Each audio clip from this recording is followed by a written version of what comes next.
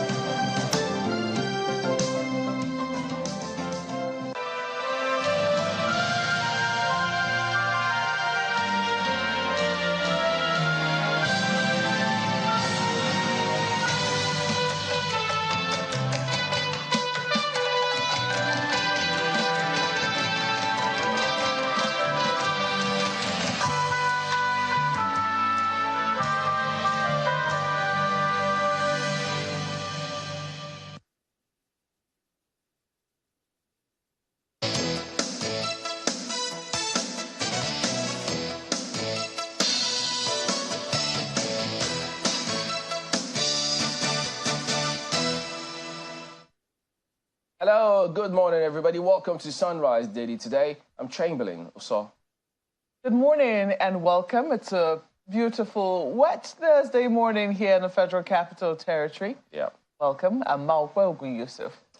Wow, it's Thursday already. How fast time flies. Good morning and welcome. I am Bukola Koka. Welcome to the 24th day in the month of August.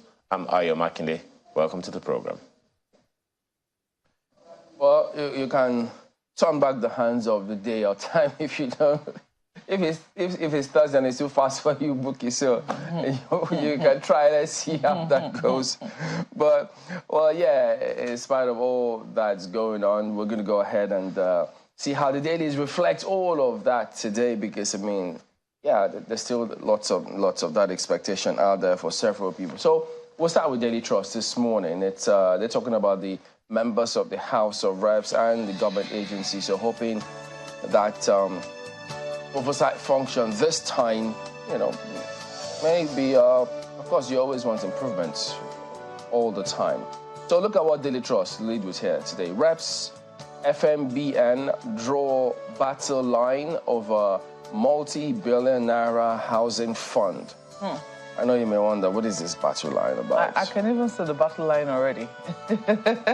Because funds are involved? I can see it already. I mean, just in my imagination, it's clearly drawn out. It's as wide as this table. Oh, wow. Okay, let's see if these riders will explain anything. Lawmakers flay non-remittance, say heads must roll. Okay, there you go. Mortgage Bank puts 11-year contributions at 238.2 billion naira. NLC threatens pulling out from scheme.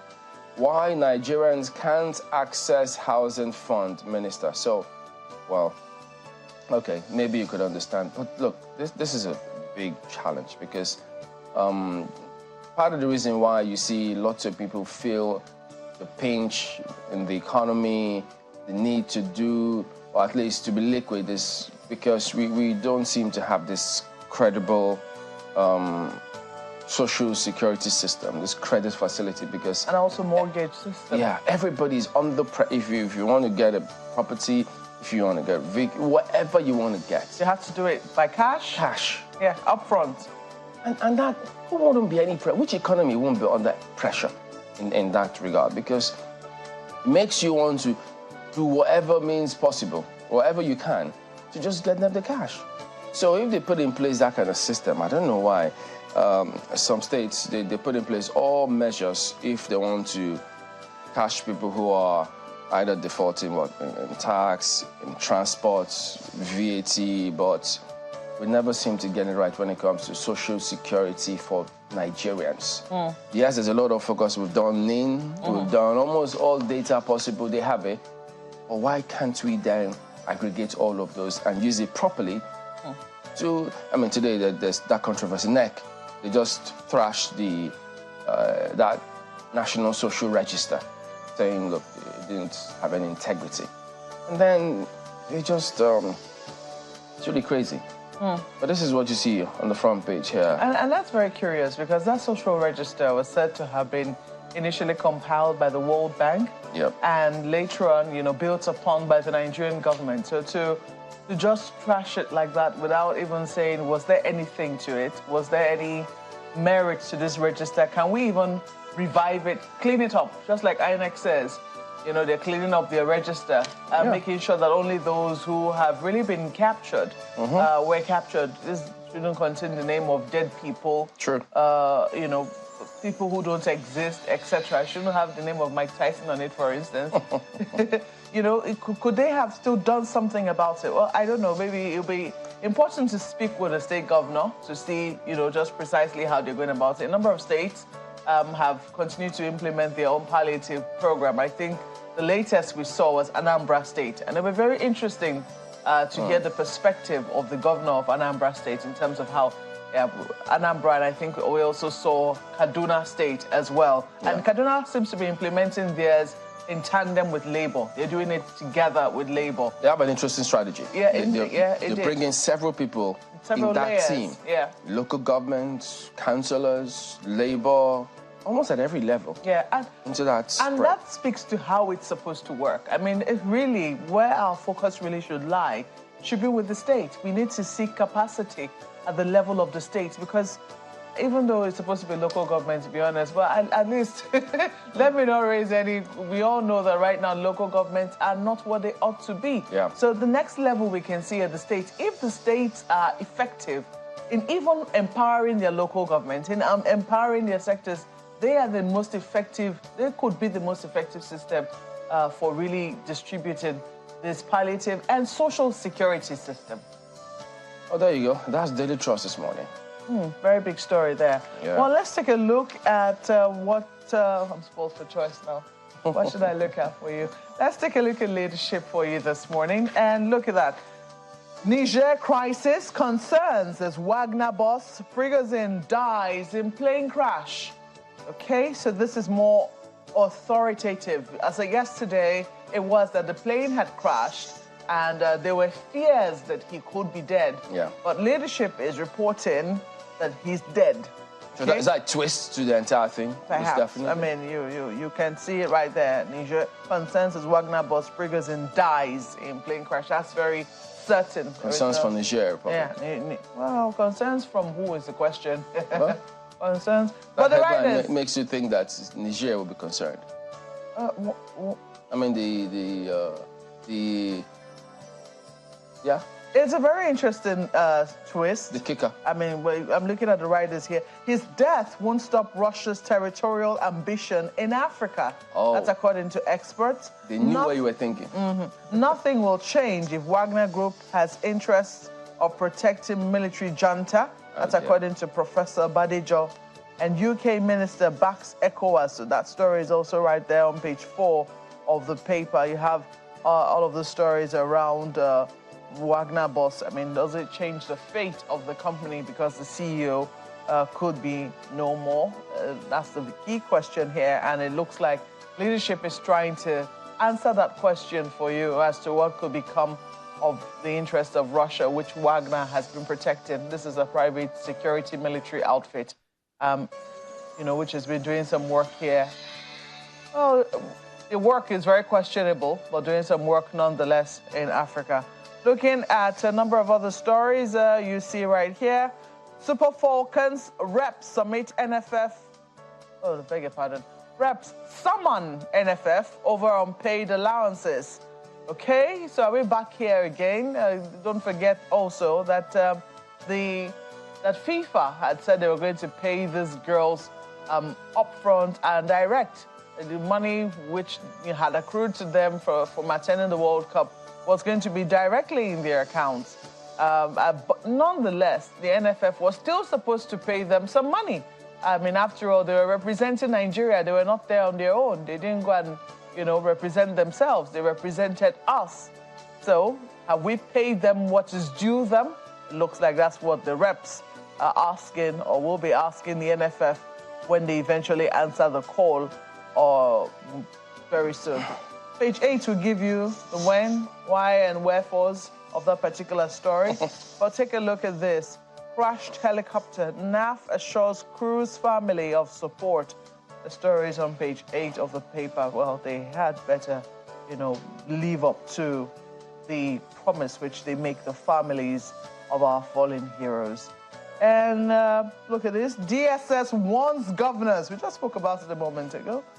DSS warns governors against shoddy distribution of palliatives. Okay? So page 7 is where you'll find details. 5 billion naira is involved here, ladies and gentlemen, just in case we don't know. Some parts of it are loan, some parts of it grants.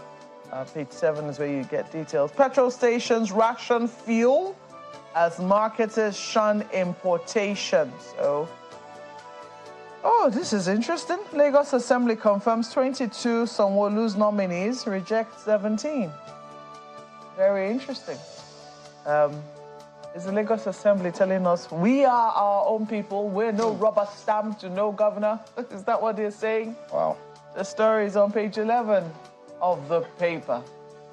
We'll leave it there for leadership newspapers. And the one I have up next for you this morning is This Nigeria. This Nigerian newspaper takes a detour from all of those other stories to focus on Abuja. Listen to this. Wike gives 8-month deadline for completion of Abuja Light Rail project. As just one rider there, seeks expansion of routes to densely populated FCT communities. That's some cheery news. We're already seeing some zest in that ministry. We hope to see, similar pattern in other ministries as well, particularly those that affect the very vulnerable. And, that will form part of our conversation for you this morning on the program. Some other stories as well. Niger, UK Defense Minister meets military chiefs backs ECOWAS. That's a continuation of, efforts to resolve the Niger crisis. We hope that also produces some positive results. And, of course, we've reviewed the death of the Wagner boss for you, but under this one, above the nameplate, rather, update your prepaid meters before November 2024. NERC directs Nigerians. That's also very critical. But by the way, what's power supply like in your own area? Are you getting value for your money? And if you're not yet under the prepaid meter regime, you can also let us know. Let's know the ratio and how exactly power supply is faring. Let's leave it there for This Nigeria. And switch to Nigerian News Direct this morning. And what does it have on its front page? Well, it's talking about local manufacturers earned over 55 billion naira from ban on importation of SIM cards. I'm going to take that again so you can digest it. Local manufacturers earned over 55 billion naira from ban on importation of SIM cards, according to the NCC. Find the story on page 3. I like the sound of that. But hey, can those who earned from that 55 billion naira, please come out and say, I'm one of them. Well, you're going to wait for a very long time. Because, there's so much noise about things are not working, and all of those things. But here, some people are cashing in, as we say. So it means that there are opportunities for us to focus on. Look at the riders. As a matter of fact, the reason I highlighted the power supply story is because, according to reports, there is actually a significant increase in power supply across the country, but we're not getting that story. Okay, so good news. What do we say in the news now? I don't even want to go there. Stories on page 3. Restate's commitment to promote indigenous innovations. Operators hint on tariff increase. Please, we don't want to hear that one. We don't want to pay more. But hey, is it really something that's inevitable? Find the details on the inside pages of the paper, and several other stories that you can choose and pick as you want. Experts speak on legality of proposed revocation of land titles in FCT by minister. Well, if you are curious about what the experts are saying for or against, the headline doesn't say it all. As Chamberlain said some time ago, and we all know in the media, dig deep into the story.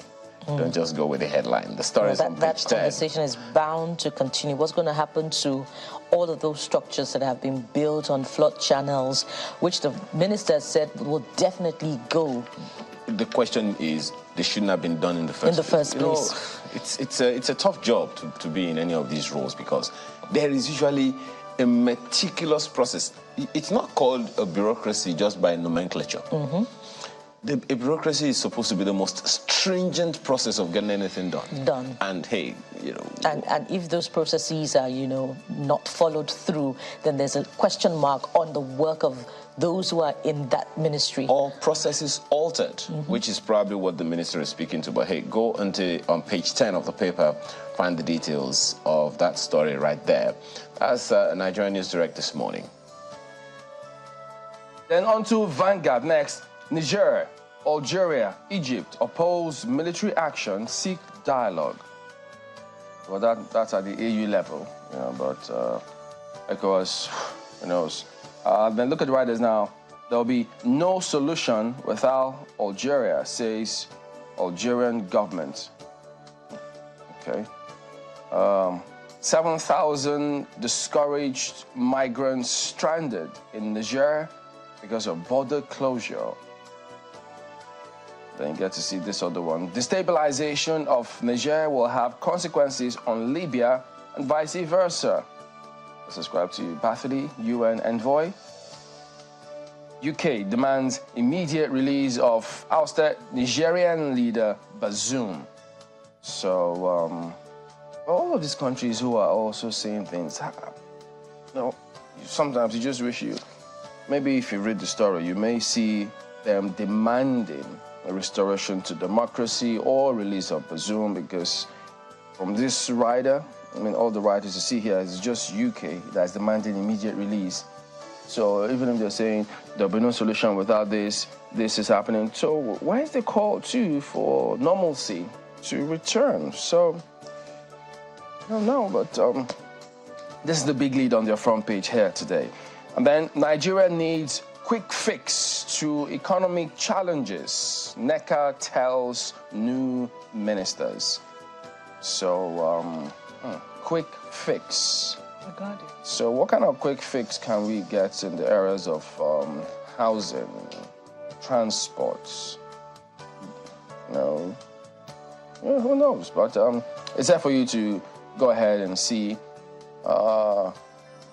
Electricity, REA deploys World Bank funded, 103 solar mini-grids. There's several other scenarios here, actually, but that will be with Vanguard this morning.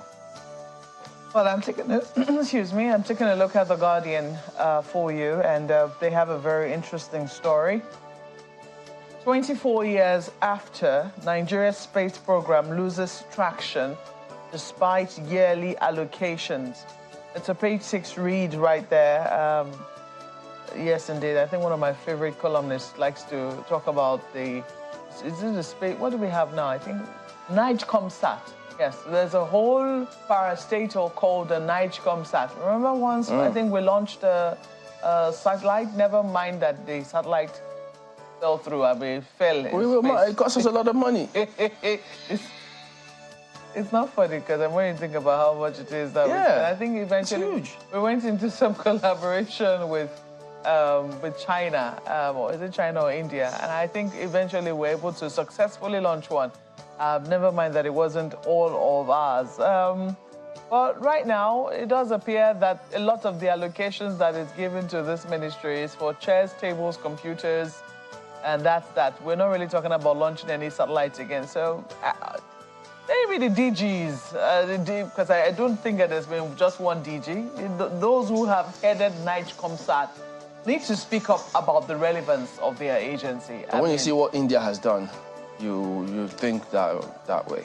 Well, indeed, because I mean, didn't we start out on this journey with India, this independence journey? And we know that yes, India, they are miles and miles and miles ahead of us. But come on, if we decided to have a whole parastatal, dedicated to launching satellites or to developing a space race, as the case might be, joining the space race, what exactly has become of it 24 years after?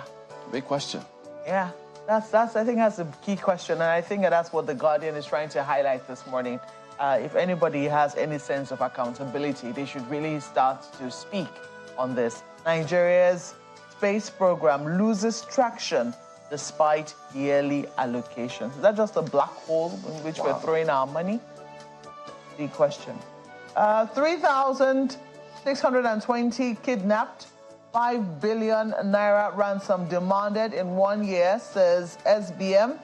Okay, that's something around security right there for you. And then you also have a number of other stories. Lagos lawmakers drop Abayomi or Motosho, 15 others from commissioner's list. Maybe they're also saying, look, this list needs to be leaner. Could that be what they're saying? Or is it a tussle? Is it a power tussle? Is it asserting independence tussle? I don't know. Lagos, tell us what is going on now. Bukola and Ayo, what's going on in your state? They're next. I see they're very interested in what is happening in ours. I mean, Bukola highlighting the fact. We'll hear them now. Let's see what they do. Highlighting the fact that light rail is about to commence 8 months from now, hopefully, is what the minister is looking at. So that means with that rejection, the cabinet cannot even commence? Well, Nothing 17 have been confirmed. 17 have been confirmed. So if 15 are not confirmed... That's huge. It's 15. Huge. But, I mean, 17 is good enough to start work with, if you ask me. Whoa. Will Mr. Governor then say, okay, well, unless the key people whom he wanted... I think he wants all of them. That's why he sends them there. Key ministries have not been confirmed. So that might be a bit tricky. Imagine, for instance, that your Attorney General, that person whom you want for Attorney General is not confirmed. What do? And that's someone who is recognized in the Constitution. Yeah. You have... a good head at that. Yeah, you have a number of other stories. Naira resumes free fall, depreciates to 890 to the dollar at parallel market. Where's that story on... is it the Nigerian Stock Exchange saying they'll allow companies now trade in dollars or something like that? There's something. What was that story? I'm looking for it. Mr. Fanana would not be happy with that. Well, sometimes you have to be practical. We'll leave it there for the Guardian newspapers. And over now. And the one I have next for you is Daily Independent. And to answer your question, Malkwe, I'm just as curious as you are because the names dropped, are names reminiscent of the hard work done in Lagos in the last administration just before the re-election of the new governor. Professor Akin Abayomi led the COVID-19 campaign gallantly. And of course, the former commissioner for information, who has not been confirmed, we don't know if that is a permanent drop, also worked for the election of the government. And the Commissioner for Finance, well, I can't answer that question. I think we're going to refer that question to the newsroom. Now, if you want to know what's going on, Malkwe, read the papers. We read the papers about what's going on in Abuja, okay? Bukola, please go ahead.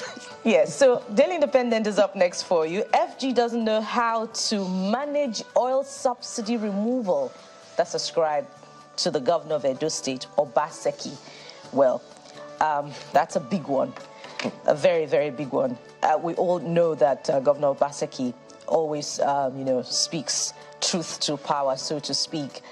If that's the way to caption it, if you remember how it also talks about the monetary policy. But Nigeria is in dire need of alternatives to the conundrum that we find ourselves in. If the federal government is saying categorically that oil subsidy has been removed, and it's also saying that price will not increase, the price of petrol will not increase.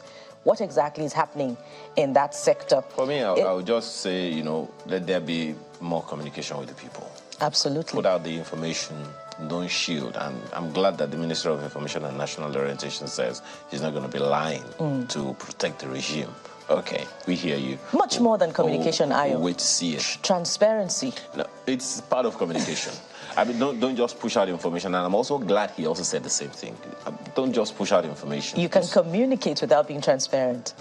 Oh, well, I don't see how that can happen. Maybe I'm too old school, because I don't know how you will be able to convince me about something without being completely open. But hey, I guess we wait to see. So for me, that's what I would let there be enough information or communication with people so that they can own the process, because this is one perspective, another one added to so many that have gone forward, you know, consequence of But this, I'd like to see the governor to be just as vocal as, you know, with alternative solutions as to how that sector can be handled he's effectively. In opposition, so I guess but there are other stories on the front page of Daily Independent. Will probe activities of ex-Minister of Humanitarian Affairs. That's ascribed to the federal government. And, you know, it's not vague who in the federal government. Daily Independent, I believe, is referring to the Minister of Humanitarian Affairs and Poverty Alleviation, Dr. Betta Edu. If exactly that's what she's saying, I guess you'll find out on the program this morning. We have those questions, you know, penned down to be asked on your behalf. There are two more stories that will interest you. Going further down to the bottom strip, NDLEA launches manhunt for Lekki drug dealer who crushed operative to escape arrest. Yeah. NLC threatens pulling out civil servants from National Housing Fund. That's it for Daily Independent. Let's leave it there. There's huge conversation on that, you know, housing fund. It started so long ago. What's going on? Nigerian Tribune is our next piece this morning, and it also leads with something financial related, finance related. Financial experts warn over $3 billion NNPCL loan. Naira sells at 910 at parallel market. Risk-averse investors bid 1.5 trillion naira for 364 days treasury bills as rate jumps to 13.9. That's from the Nigerian Tribune this morning. You'll find the details on pages 6 and 7. So it appears it's going to get a little more difficult before it gets better. Well, it's something that we just have to wait to see, because, you know, even the World Bank, I think, is it the World Bank? I think it was the World Bank that also said, look, it's going to be painful, real painful at this initial stage, but, you know, over time it's going to get better. We've seen that in two sectors in the country. We've seen that in the telecom sector, where, I mean, it was... I mean, how much was the a SIM card at the time? 25,000 naira. I remember I bought one for 10,000, and that's a lot. Okay, so you know, that was even like a year or so after, you know, it started. But today, I mean, it's almost free. But the difficulty, you know, for the telecom systems was not as protracted as what we're experiencing in the oil industry. And, you know, every other thing is connected to it. You know, inflation, price of goods and services. Who were growing up in those days will tell you how harrowing it was in the telecom sector. Trust me. And even in the power sector, you are saying that the power sector is a little better now. It was not like that before. You know, so... I guess a lot to see.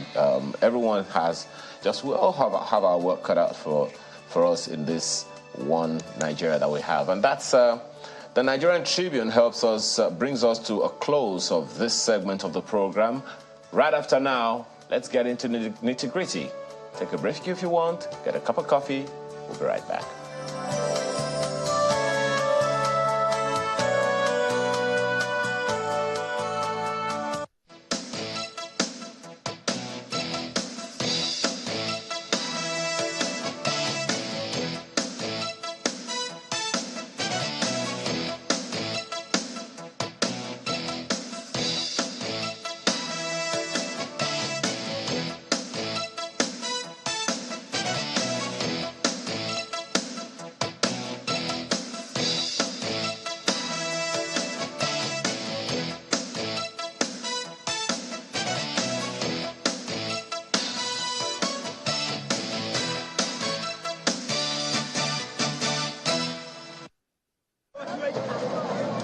Barely 24 hours after his inauguration as the Minister of Works, Senator David Umahi is in the field, in the company of Governor Yahaya Bello of Kogi State to inspect some roads, like the Kotonkarpe-Lokoja and the Muritala Mohammed Bridge down to the Ganaja-Ajaokuta Road.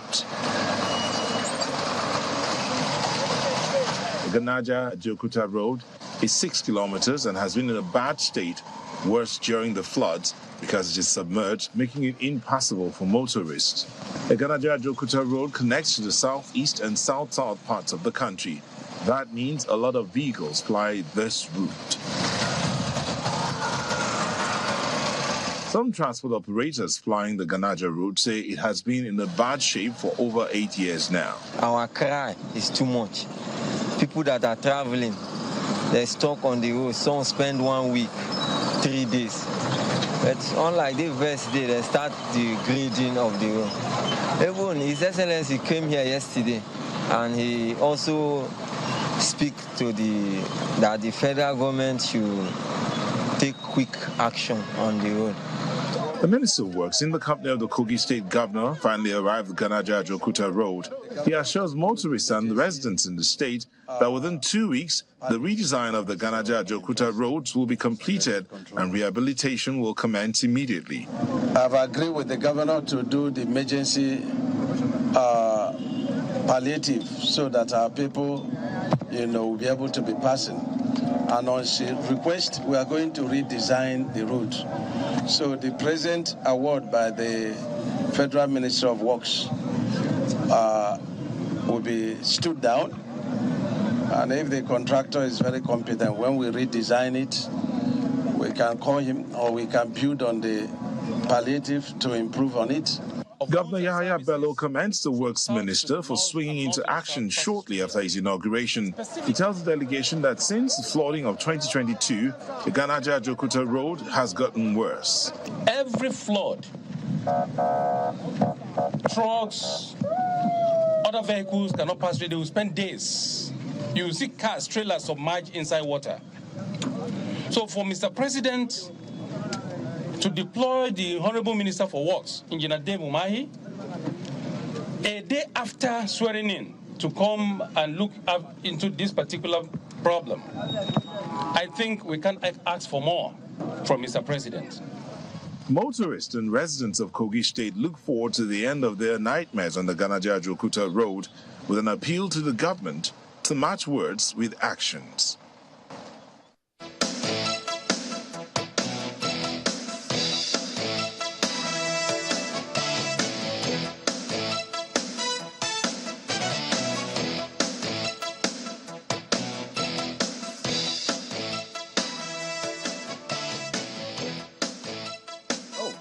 Okay, welcome back. Yes, as you've seen there, Senator Dave Umahi, Minister of Works, joins us this morning. Good morning, sir. Thank you for coming on the program today. Good morning, sir. Well, we see already that you appear to have hit the ground running with that particular report and then your commitment to do something about that particular road. So is that what type of things and strategy we should expect from you in your ministry?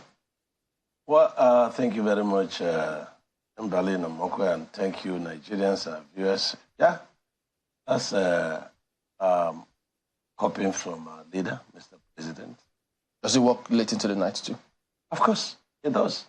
I wonder, honestly, how many hours he sleeps. I can't even, challenge him on that.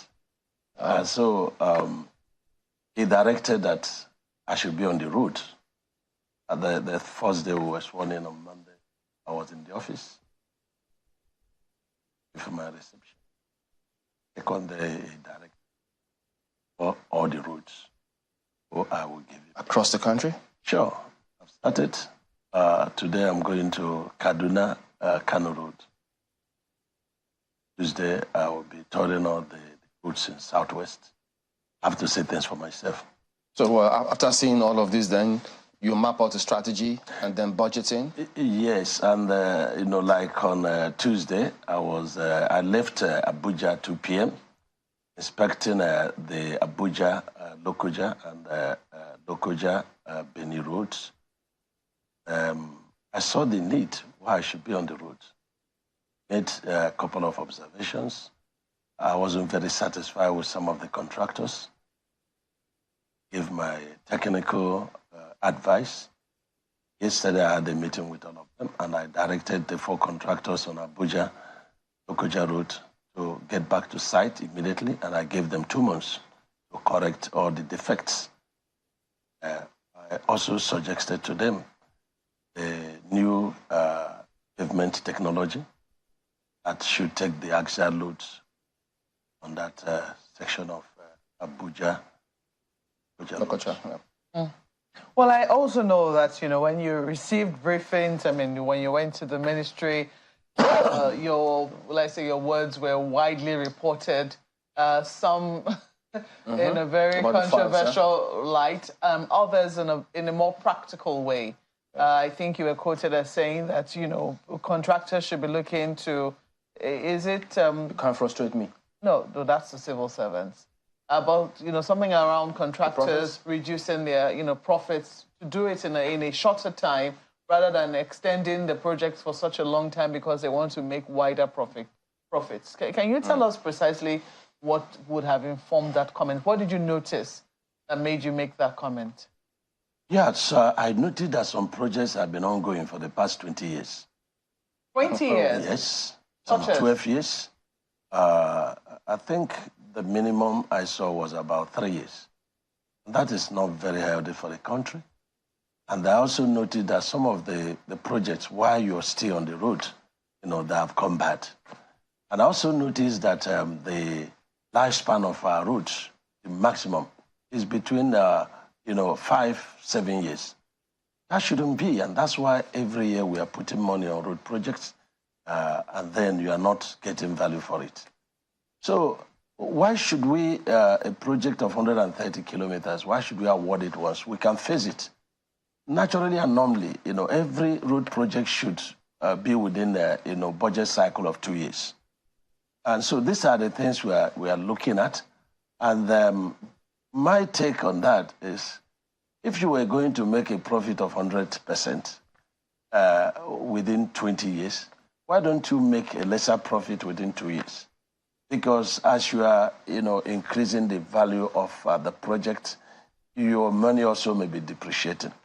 So it is not a win-win affair, both for the contractors and Nigerians. So we are going to be looking at that. I've directed that all the no objections, my ministry submitted to BPP, be returned. We need to look at that. We need to look at, the new method of constructing our roads, based on our climate. When I was on Abuja-Lokoja Road, I discovered that the asphalt, was flowing. And that, gave a wave, kind of pavement on our road. And if you enter that road with speed, that's the end of such a person. And so I've told them and agreed, the contractors. I don't know why we are so much, at peace with asphalt. But they say, look, the asphalt was designed, to 40 degrees Celsius of our, climate. You're changing to concrete. Yeah, but that the temperature became 60 degrees Celsius. So you can't start such argument. But I know that in the Middle East, where you have very high temperature, a lot of their roads are on concrete. And then when you also go to Canada, you go to America, you go to London, mostly a lot of their swampy areas, you also use concrete to do that. And I did 3,500 kilometers of concrete road in Ebonyi State, and maintenance free for 50 years, you will not maintain it. And I discovered that my predecessor, His Excellency Fashola, also initiated concrete roads, Oshodi Road. I was there and I was so pleased with the quality of work done. And I'm happy that they are already started. And it was, 28 inches concrete thickness. So we are looking at all these things. How do we cut down cost? Because the major issue is also the cost of construction. Is concrete cheaper than asphalt?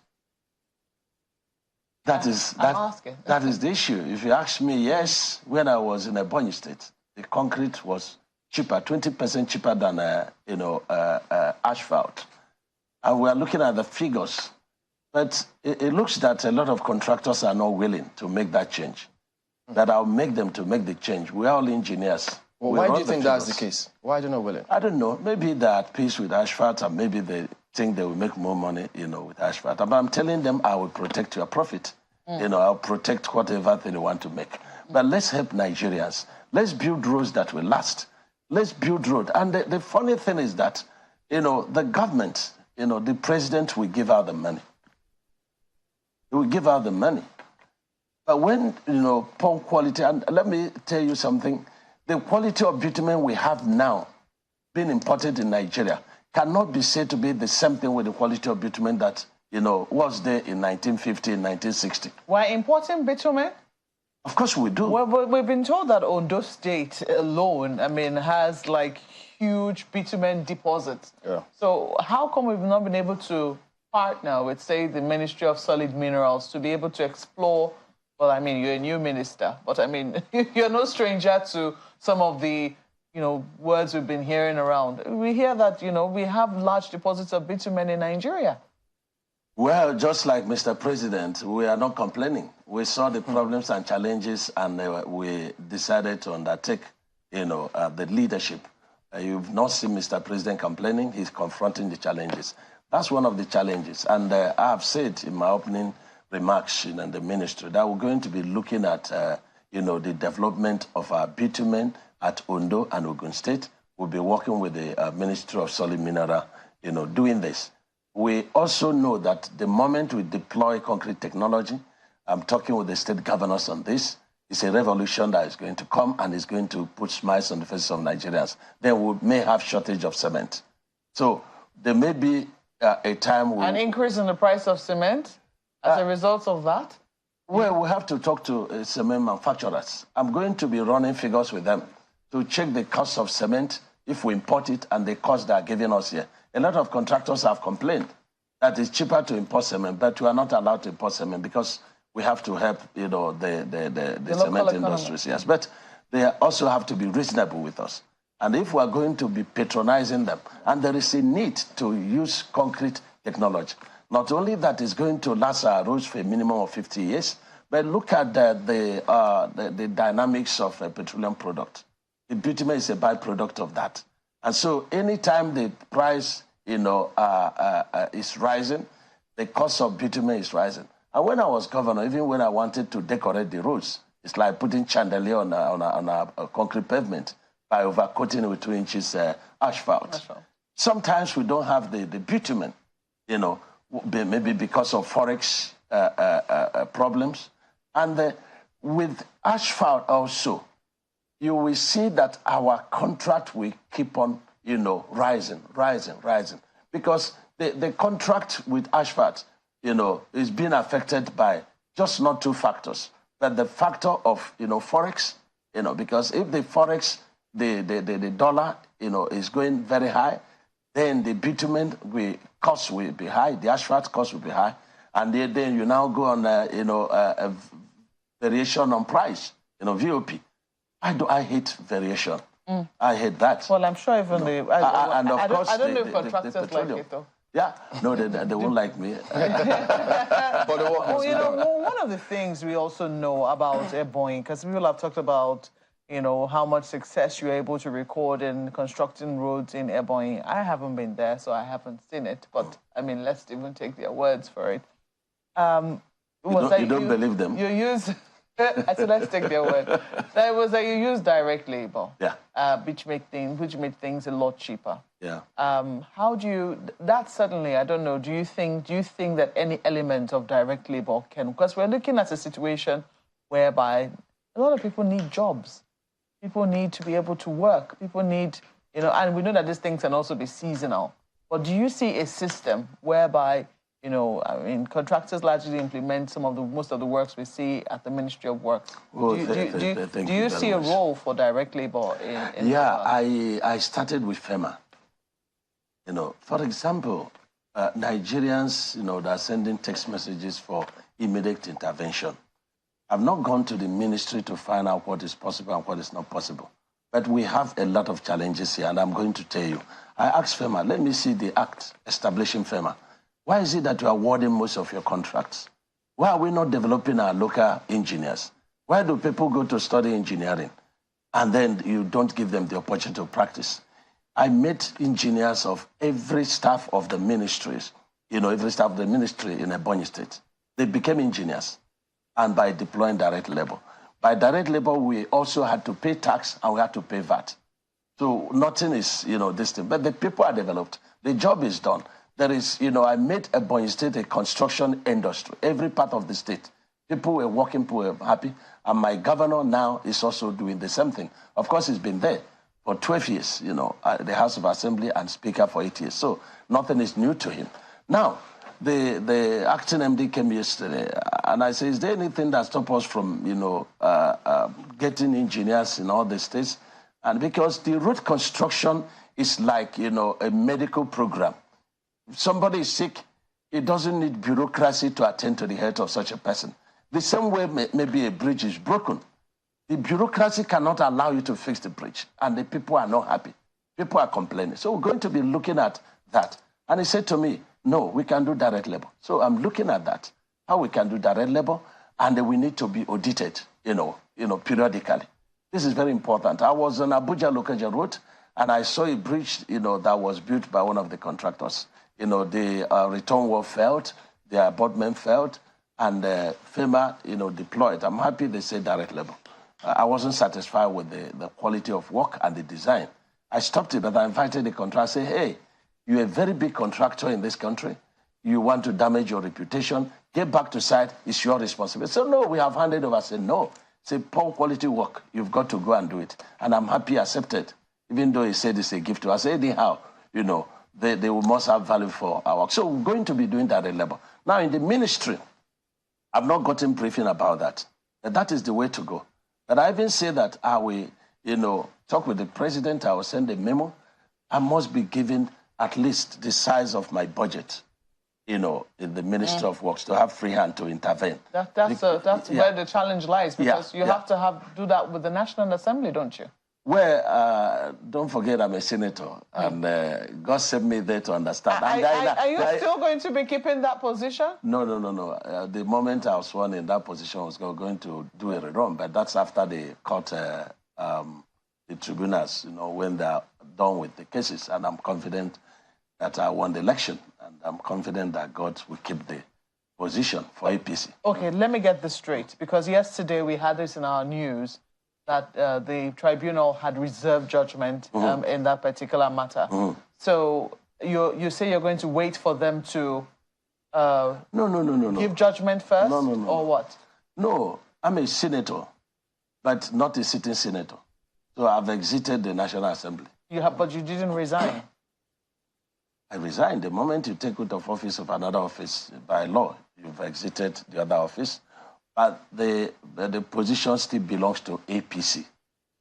And that position of APC, having won the election, it will be consistent until, God forbid, the tribunal says otherwise. So that's the position of the law.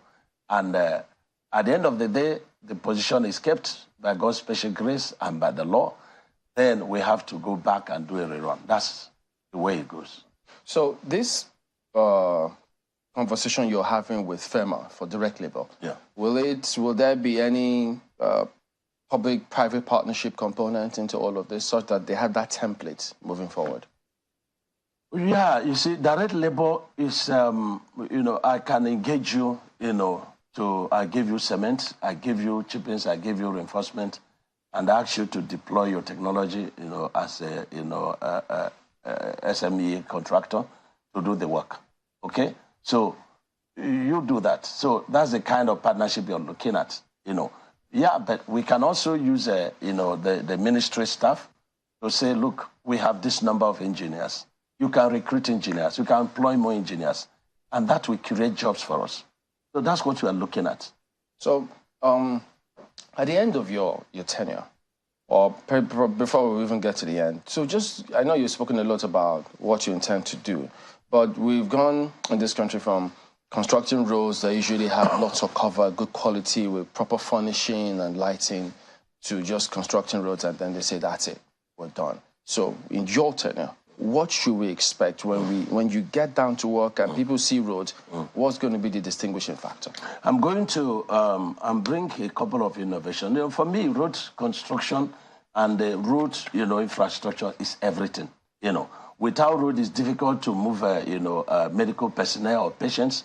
Without roads, children cannot go to school. Without roads, you cannot transport, the solid mineral or agricultural produce. A man in India was asked, the weirdest man in India, said, what do you do to rejig an economy? And he said, construct roads. And so we are looking at our road as a major component of our economic revolution in this country.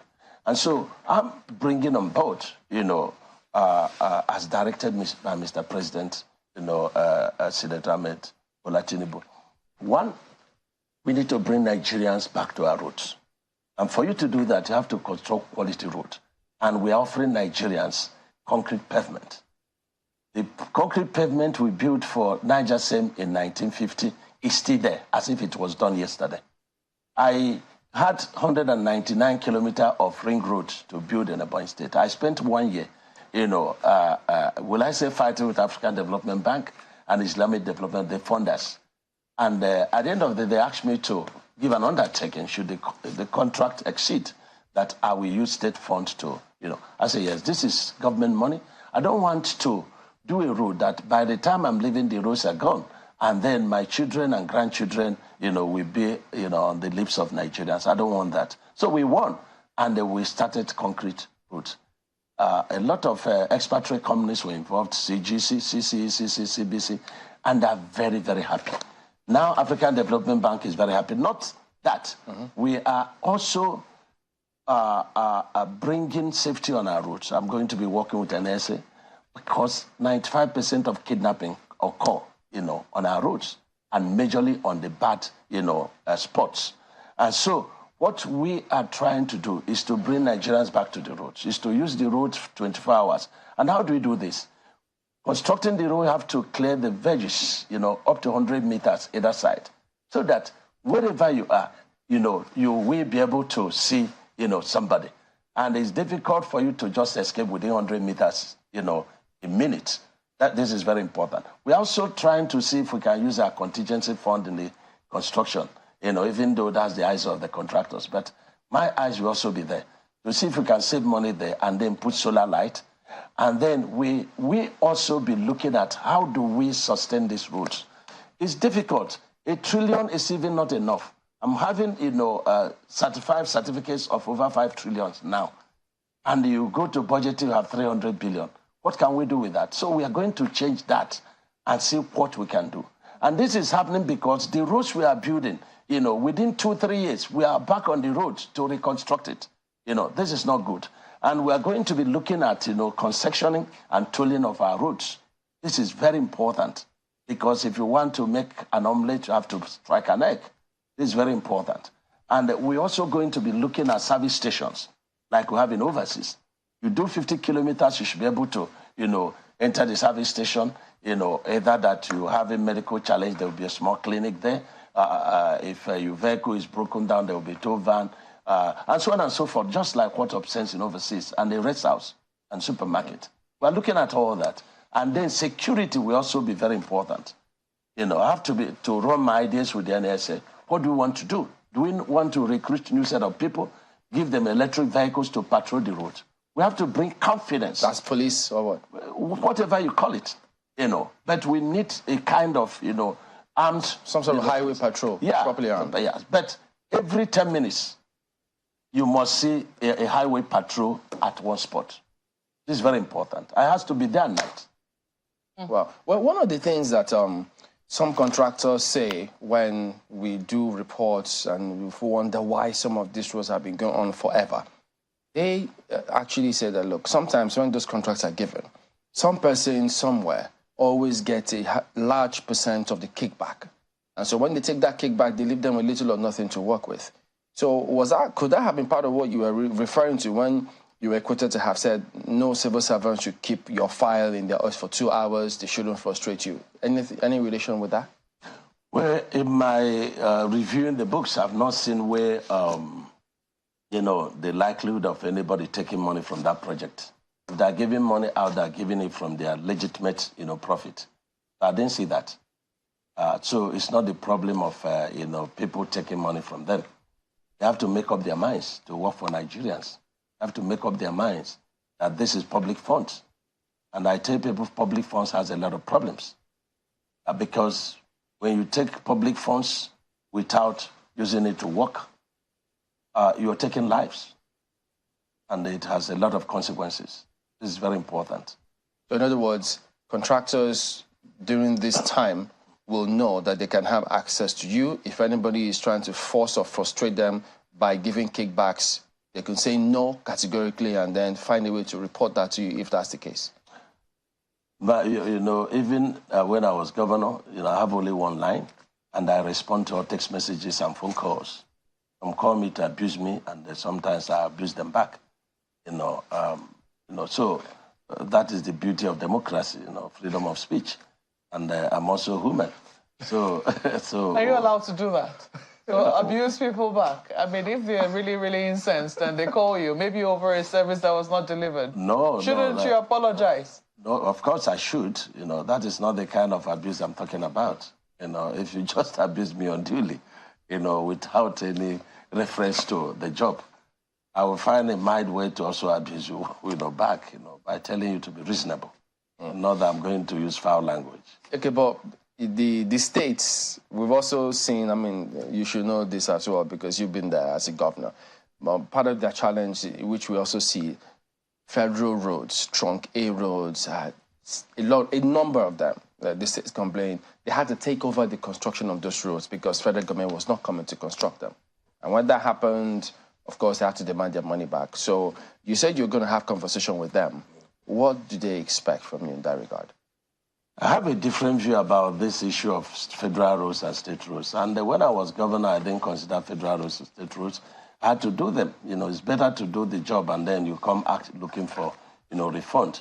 But the beauty of it is that Nigerians, they don't know which one is federal roads and state roads. So I find it very funny when some people go to put, signboard because they're trying to do palliatives and they say this is federal road that is being done by state government. What are you trying to say? It's still one government. It's still the people. They don't know which one. They want good life.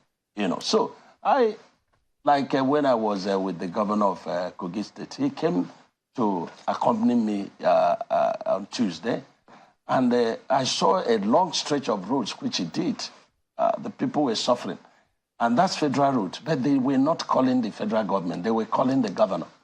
And so I advised the governors to, come in. Over 70% of the roads I did in Ebonyi State, they were federal roads. I was not complaining. If there is an avenue for refund, then while others are moving for refund, my governor will also move for refund. That's the best. You have to give good life to Nigerians first before you start to complain. And we all, did swear to, before God and before man, to give good life to our people. And that's my advice. And there is a stretch that is too much for the state government to do while we're inspecting that on Tuesday. And I said to him, put a remedial measure, they will redesign the road. Because there's no need of having a road that when the flood comes, you can pass. Another thing I observed was that, a very long stretch of, bridge on that Abuja-Lokoja. And flood never got to that level. At a stretch of 1.6 kilometers, you have flood on it. And you could recall that sometimes last year, we had, scarcity of petroleum product because that place was flooded for 1 week. We are looking at that. What do we need to do? And the only way to solve that problem is to do, a stunted flyover and fly above the floodplain. And that's what we are looking. So I've asked them to stop construction on that 1.6 kilometer of road. I have to, let Mr. President see it. I'll go and show him the problems and so on and so forth. So there's no need of constructing that and then the flood comes and washes away. Even with asphalt, each time you construct, a flood comes, it washes away. And that's not good for us. All right, we'll go to break, but of course, a lot more questions when we return in just a moment, so don't go away.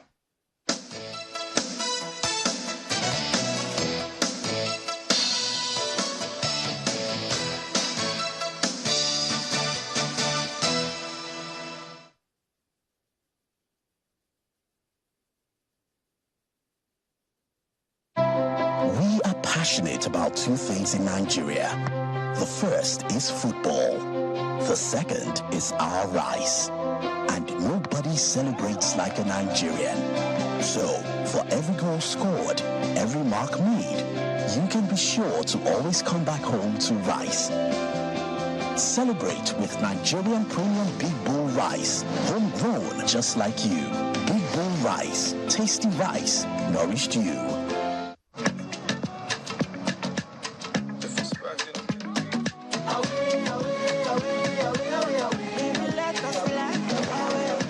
When you sweat, you lose ions too. Reach for Pocari Sweat, similar to your body fluid. It is easily absorbed and rehydrates you faster. Replenish your ions with Pocari Sweat Iron Supply Drink.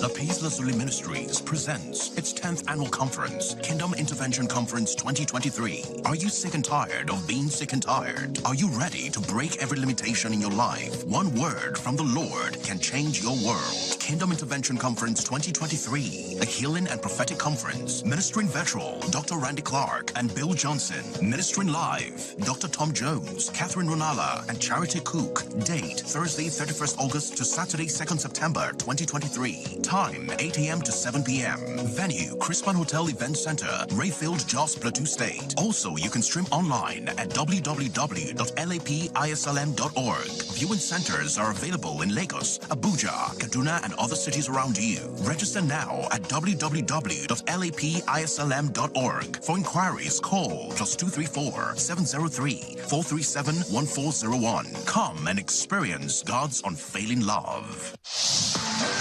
When you think of Nigeria, do you think of its potential? Then you might be who we're looking for. We want people in the business of doing good.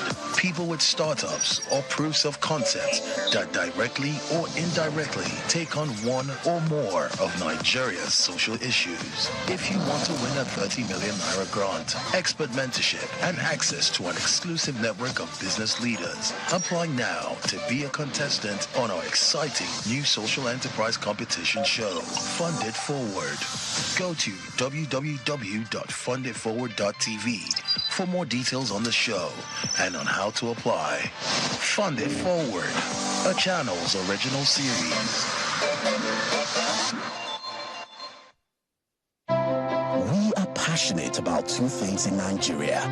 The first is football. The second is our rice. And nobody celebrates like a Nigerian. So, for every goal scored, every mark made, you can be sure to always come back home to rice. Celebrate with Nigerian Premium Big Bowl Rice, homegrown just like you. Big Bowl Rice, tasty rice, nourished you.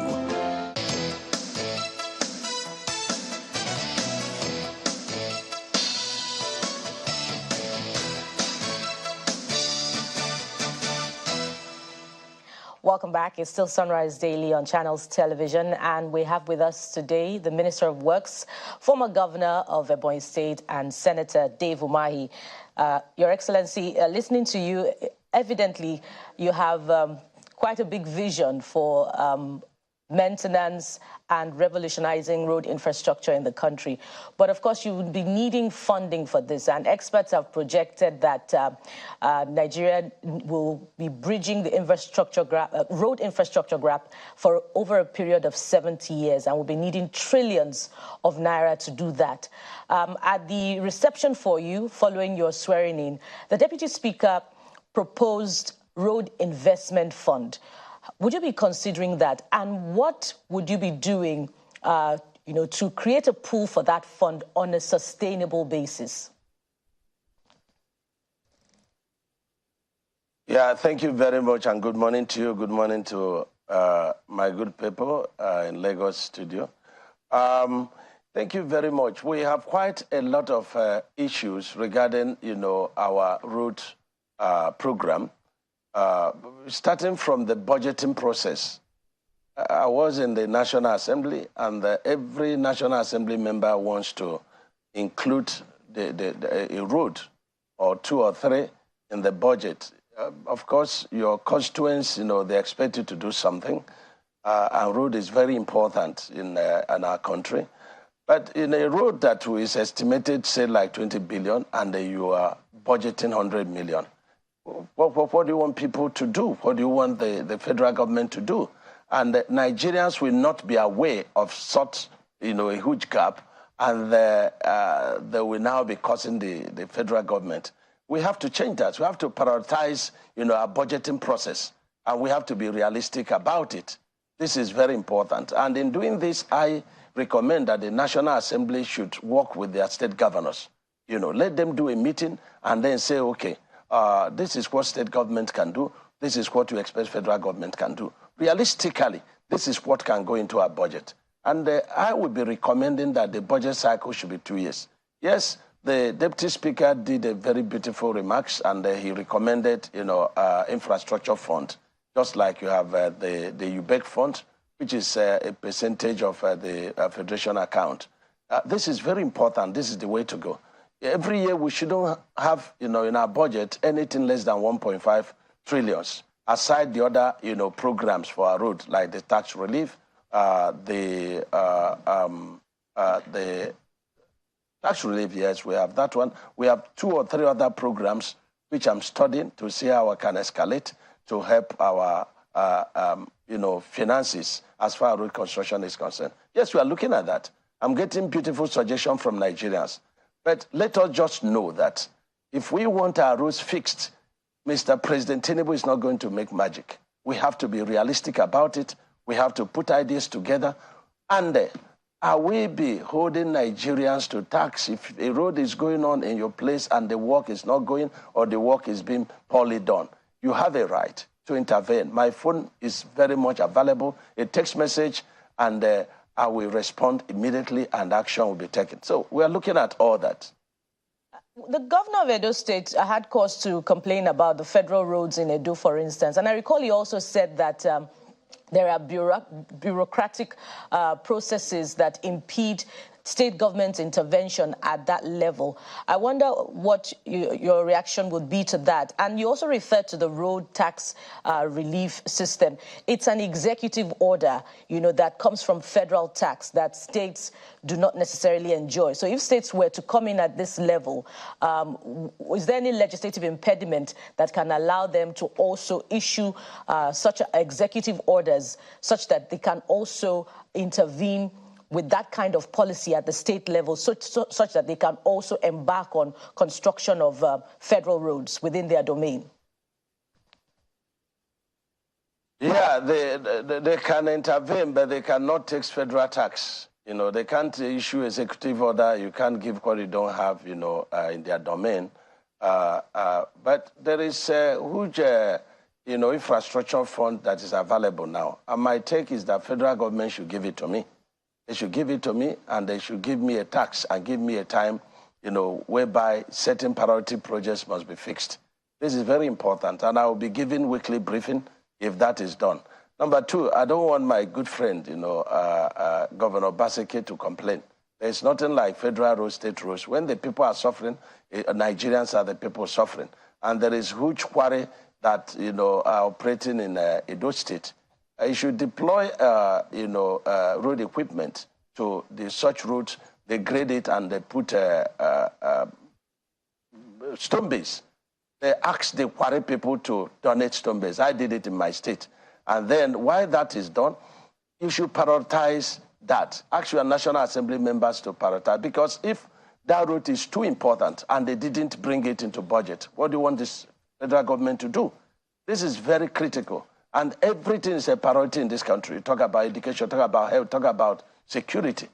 And so we have to begin to, look at figures and then prioritize our needs in this country. But I promise Nigerians, with the directive of His Excellency, the President, that any road we do with our new technology, 50 years, nobody is going to maintain it. So money will be saved, and money will be wisely spent, in our tenure.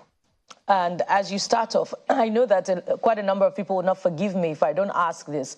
Which roads will you be prioritizing, as you begin work? There's the East-West Road, which federal lawmakers had cause to visit in recent times. There are federal roads also in the Southwest region that are begging for attention. There is the Edo federal roads that I also talked about. So which roads will you be prioritizing as you start off?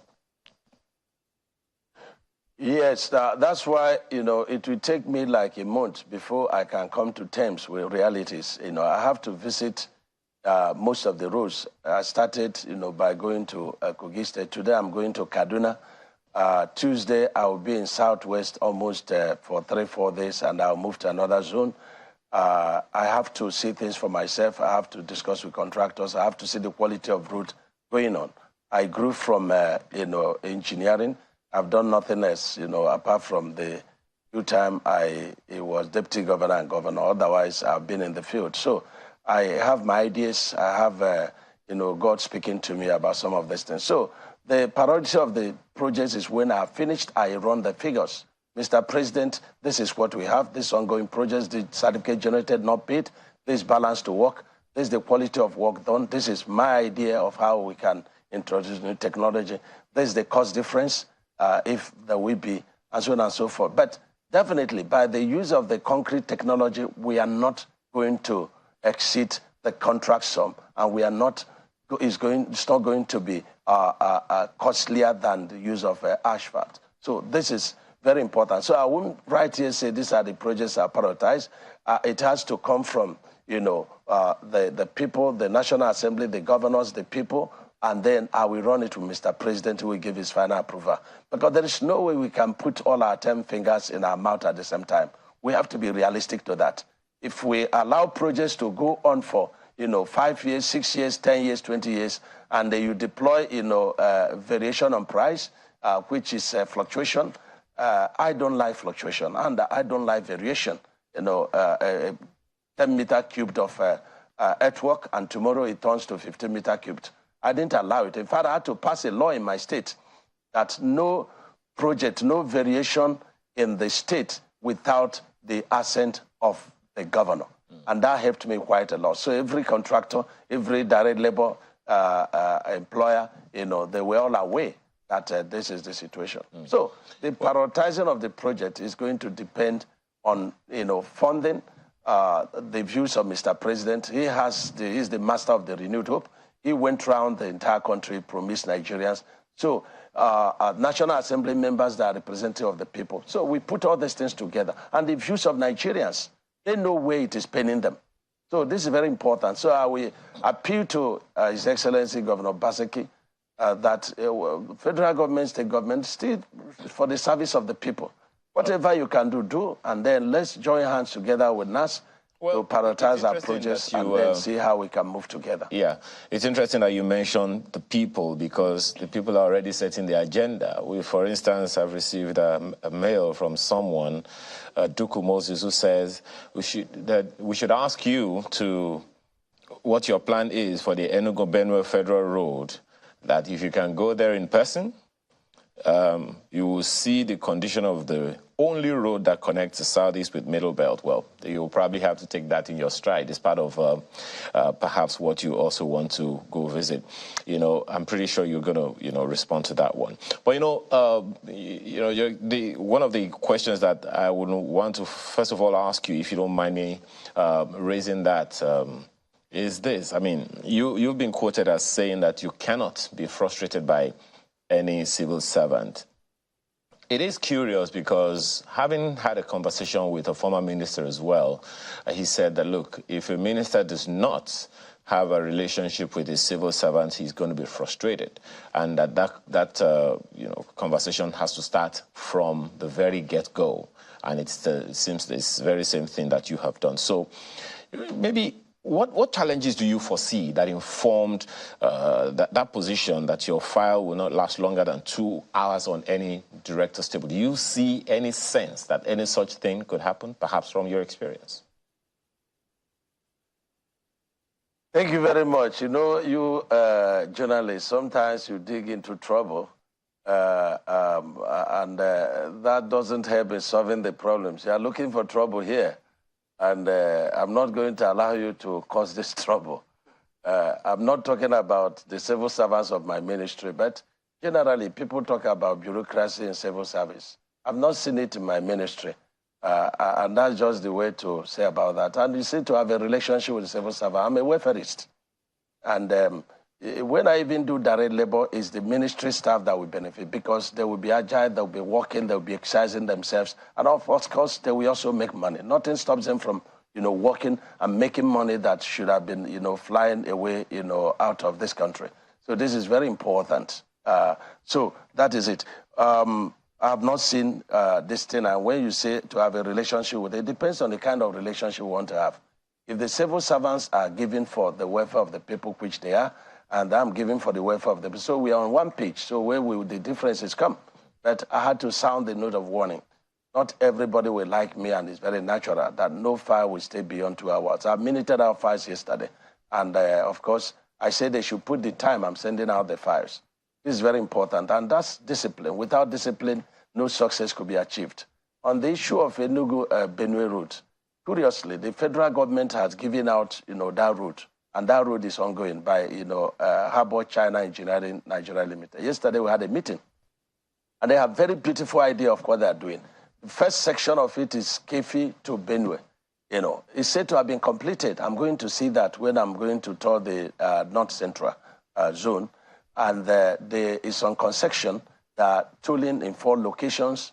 And I brought this idea of, please, can you clear the veg up to 100 meters away? And can we look at if you have savings on contingent so that we can use it to put solar light there? And I also discussed with them that wherever you are putting tool, we have to put the service station. So that has been done. I'm yet to see it, but I'm told that's a beautiful job. Now, the Benue to Enugu is about to start. They are putting their camps now. And I discussed with them and we agree. And curiously, that the people doing the deep sea, Lekki deep sea port, and part of the roads they are doing there, they're using concrete. So when we agreed that we should change that scope to concrete, they were very, very happy. And again, it's for the advantage, because with the asphalt, within 5 years, you start maintaining it, will cost you money. But with the concrete, which is going to be cheaper than asphalt, then you find out that 50 years you don't maintain, which is good for you.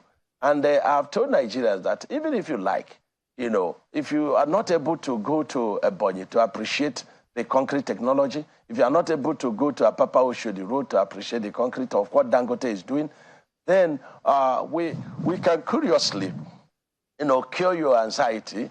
And then when we do the concrete, we can overcoat it with 2 inches asphalt. And that is like putting chandelier on the pavement. And so we can do that. So the Benue-Enugu is about to start. And it's starting on a very wonderful note. My meeting yesterday was very fruitful with Harbour China Engineering, and they're very good contractors. So that's the answer to that. Well, one thing that you can be sure of is if you put this out on social media or put out an email address for roads to prioritize, you will have quite a list on your hands. So when you're talking about collaborating or, consulting with people, that's really easy for you. But please help me answer this question. You said a thing or two about that in your response to Bukola's question, but it seems a perennial situation that sometimes governors do not efficiently collaborate with federal government agencies in such a way that, when the federal government makes a pronouncement that it cannot be done without collaboration with the states, there's a challenge there. I also, may want to cite the example of, these development agencies such as the NDDC, where the agencies get to work on some projects, but they do not collaborate, so to speak, with the governors, and a number of them actually raise that issue. Is there a problem where the governors at the subnational level are unable to significantly or efficiently collaborate with the federal government to bring the dividends of democracy, of good governance to the people? What are the challenges that you have experienced, be it political, economic, whatever the issues are, and how do you think we can navigate it?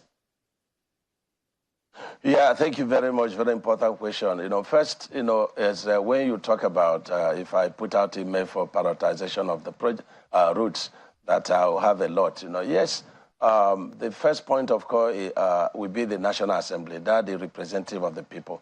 And my take in this is that, and recommendation is that the National Assembly members of every state should be able to sit down with their governors. Forget about politics and party.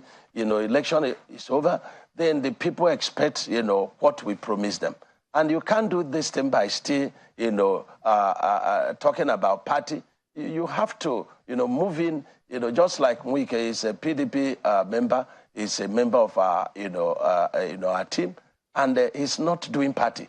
He's looking at what we promise Nigerians, how to deliver. And so that's my recommendation, that all the National Assembly will sit with their governors.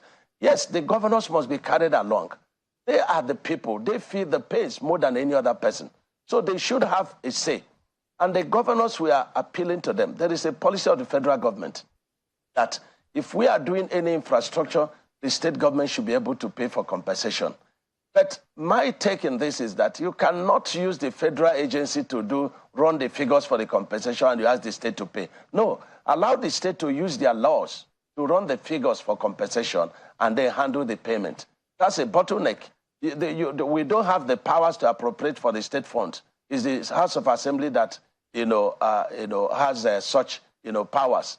So I also intend to discuss, do a kind of town hall meeting with the governors, National Assembly members, and if they permit, House of Assembly and key stakeholders in each of the regions, and so that we begin to work together. I think governors will be carried along properly. Yesterday, or Tuesday, the governor of Kogi came and we went together and he contributed quite a lot. The experiences and recommendation advice, I put them down and they form part of my learning and form part of my decision making. Today, the governor of Kaduna State is coming to, in fact, he begged me, say, please drive straight to Government House. Let us discuss and then we now move to the field. That's what we are doing. There is no state I'm going to be going there like a ghost. I have to call the governors first and I take the National Assembly. The National Assembly members from Kaduna, they also accompanying us. So this is the kind of healthy synergy we are looking at. And this is very important. And I'm hoping that it will spread across all ministries, departments, and agencies of the federal government as well. An example of that is the one that I stated earlier, which is the NDDC. Is there any interface or overlapping functions between the Federal Ministry of Works and the NDDC, for instance? Because we understand that the NDDC is also involved with some road projects. So far on their website, they have about 6,676 roads and bridges that they said that they have, constructed. So being a federal agency, is there an overlap function with the NDDC and the Federal Ministry of Works? Well, there should be, because, for the welfare of the people, we should also be able to sit together and look at the roads they are doing and look at the roads we want to do. And good enough, we have a minister there. So I'm not going to talk much other than collaboration, with the minister, so that together we can also do what we intend to do in Ministry of Works, and that is carrying the state governors of those NDDC states, along with the National Assembly members. One other thing about road maintenance, you said that, of course, these roads should be able to last nothing less than 50 years. Fantastic. But then there are other infrastructure that go along with them. The road medians, the divides on the roads. Not too long ago, I'm sure you're aware, some people have started to vandalize the second Niger Bridge, facilities on the second Niger Bridge. And in quite a number of communities all over the nation, we have situations where people live under bridges and they, in one way or the other, compromise the integrity of this infrastructure. What's the plan to not only ensure the maintenance, the durability and all, but to also make sure that those things, actions by the people that can compromise the integrity of the roads are put in place? Well, thank you very much for this. When I was on Abuja, Lokoja, I noticed the beautiful job that Dan Tata did, from the airport flyover point. Very beautiful road work. but the median was bad. So I invited them yesterday, and I gave them 7 days to go and remove the median. When you go, about 10 kilometers, you now see another median being done by them, excellently, done. And I've directed them that they should go and remove that section, and they should put the correct one, clear the edges of the road, maintain the shoulders. Oh, we have handed over, but your name is at stake. So you have to go and do it. And I agreed. We'll be having very wonderful conversation. But there are a lot of abuses on our roads, like you said, on the rail.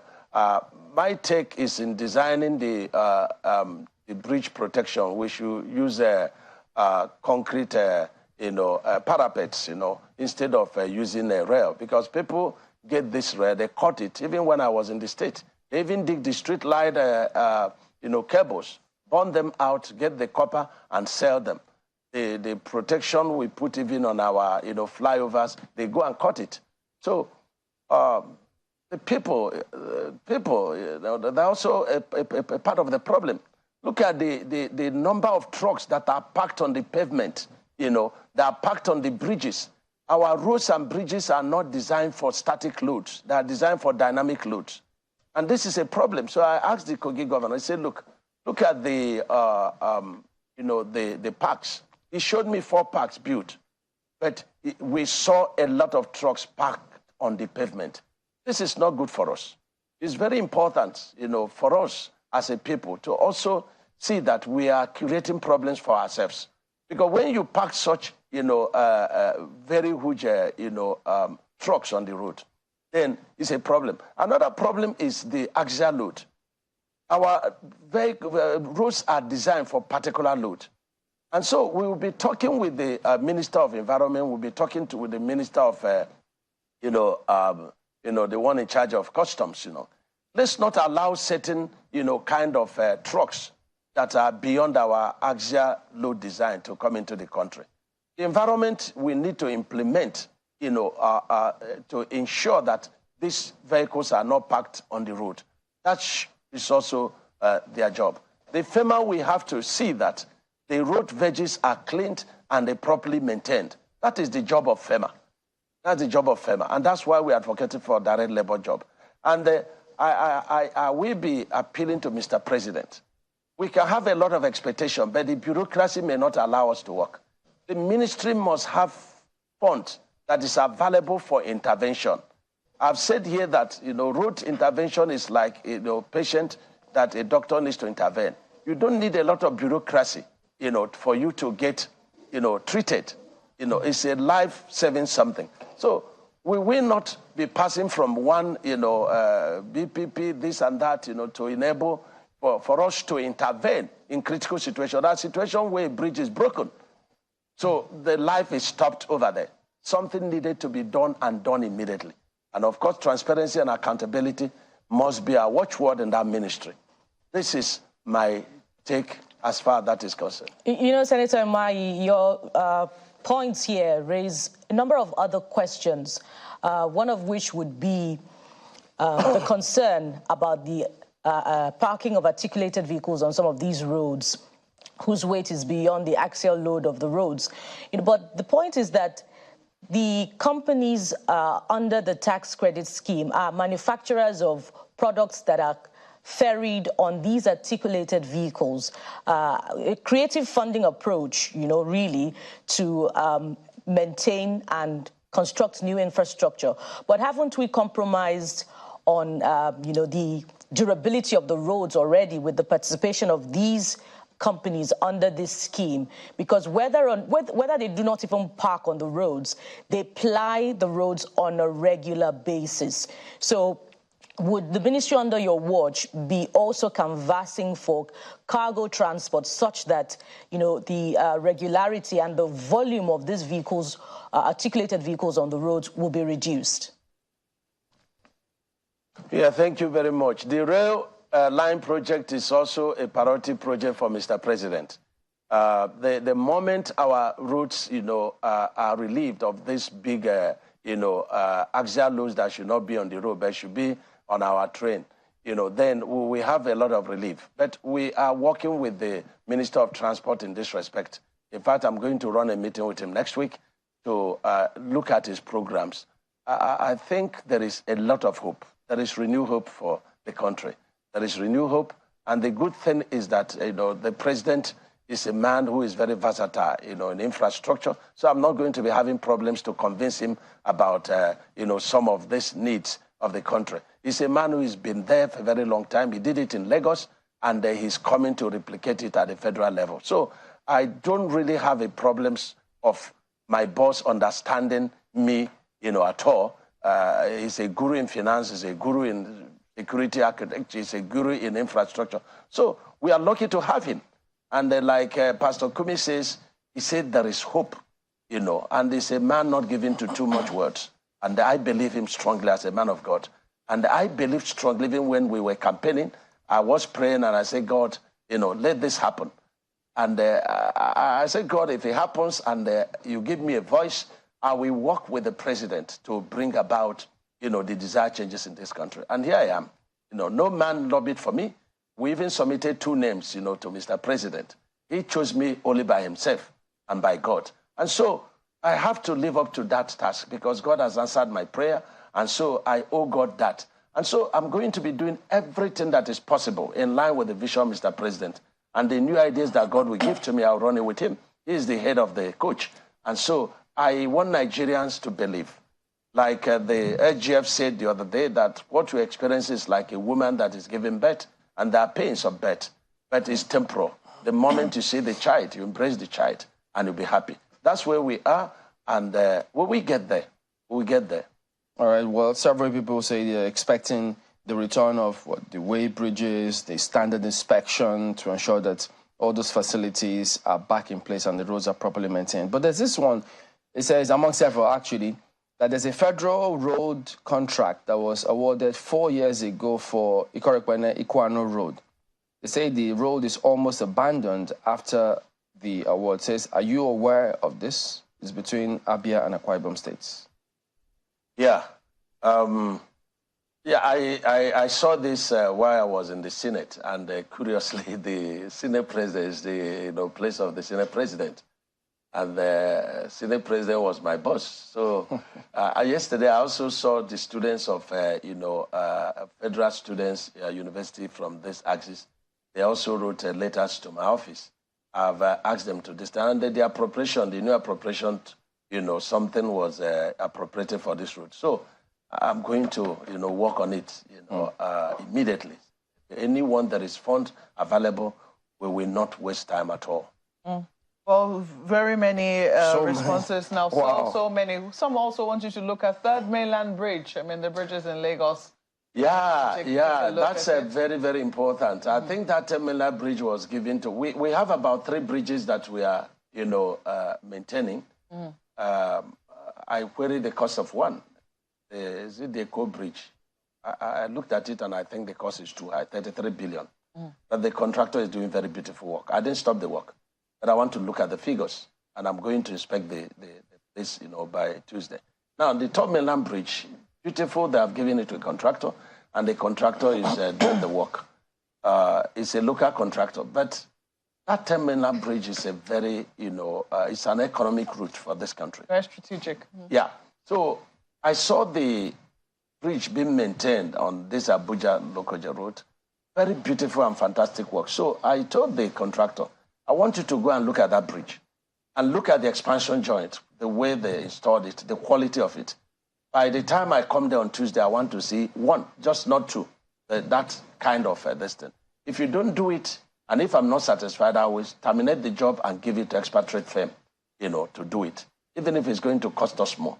So that's where we are. It's very, very important for, the country. We are looking at it. All right, just a few more. I see Ebere says he wants to know if you have plans for the Ogoni axis of the east-west road that is in a very bad state. Yeah, that was I was told by the Senator Mpigi. It was a project, I think it was done by NDDC and taken over to Ministry of Works. I will be in South-South in Upper Week, and I will look at it. And you see, there is no way we can be using asphalt to do east-west road. Yeah, it's on a floodplain. So that's where the challenge is. Yeah, there's no way. Let me also take you up on this one, because now you also have to deal with maintenance. We saw just before you came into office, the tail end of your predecessor's tenure, newly constructed second Niger Bridge, attempts are already being made to deface and, vandalize the bridges. And then it looks like this viewer too also has a concern. Hakeem Adiagbo, talking about defacing of road medians, says, let the Honourable Minister also look into open defecation being done by Nigerians on our expressways. I don't know if this is something that's of concern. We see it even along the airport road here in Abuja, people openly defecating in the medians of our roads. I don't know I know that's your job is to construct the road. Now, in terms of maintenance, the Ministry of Environment. Yes, are you concerned about there that? are certain problems that must be left for God to solve. I don't know how we'll be policing people that are innocently passing, so they want to, but the answer to that is the construction of the road. Let the private sector own the road. Let's do a durable road and allow them to own it. Let them also be part of the construct, own, and maintain and tow. This we help. Let us, a kind of, patrol our highways. Let us patrol. Let us have solar light, our highways. Let's make our highways safe. Look at the air traffic is jammed. You may not get a seat, Abuja to Enugu, for 1 week. So Nigerians are moved, to using the air because of insecurity. Insecurity also occasioned by, the bushes around our roads, and also because the roads are bad. Okay. Let me squeeze in this just before we go. Muhammad Sulaiman says, please tell the minister that the road from Bauchi to Jigawa, Kano has 2 connecting bridges collapsing, and the road users have to travel through other roads. The Jos to Kaduna Road also has been neglected for a long time. You can't possibly pass through these roads without thinking that the government has any intention whatsoever to help the people. Let him get to the controller of works, and I'm sure the controller of works, Jigawa and Bauchi, that are hearing me, let them go and sketch what it is. It worries me so much each time we have this kind of thing. Suddenly a bridge collapses and the people are cut off. It has a lot of consequences. Health consequences, education, economic consequences. So let them take, this thing, and then we immediately see what we are going to do. My job is to offer very quick intervention while we, plan for, long-lasting solution. This is very important. That's what Nigerians expect, and that's what Mr. President expects of us. All right, we do thank you for coming on, Senator Dave Umahi, Honourable Minister of Works. Thank you for your time, and we wish you all the best. Thank you very much. Thank you, Chamberlain. Thank you very much. We're back in a moment. Don't go away.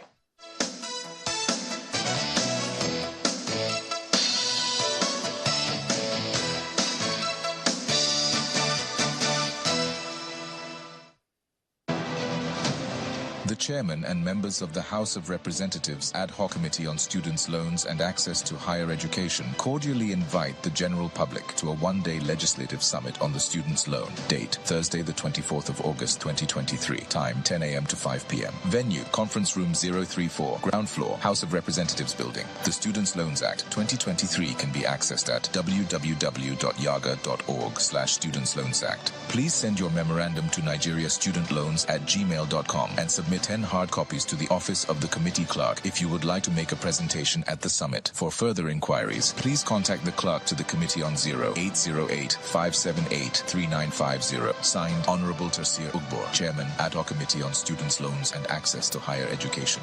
With compliments of the Speaker of the Federal House of Representatives, Right Honorable Tajuddin Abbas. This announcement is supported by Yaga Africa and the European Union.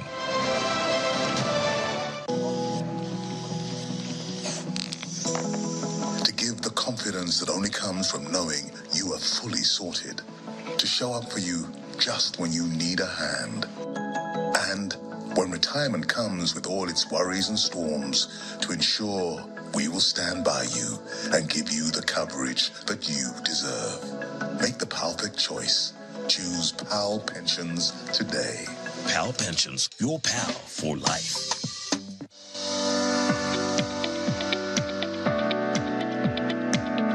The Duchess International Hospital caters to every aspect of the family's health needs.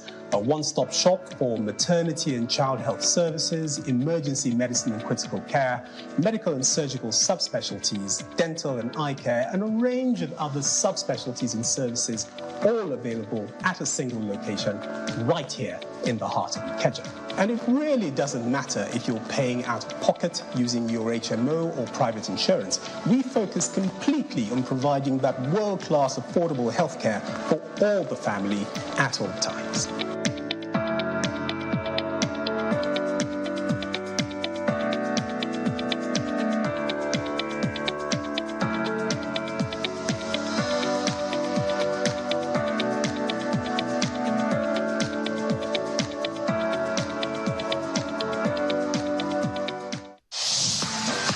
When you think of Nigeria, do you think of its potential? Then you might be who we're looking for. We want people in the business of doing good.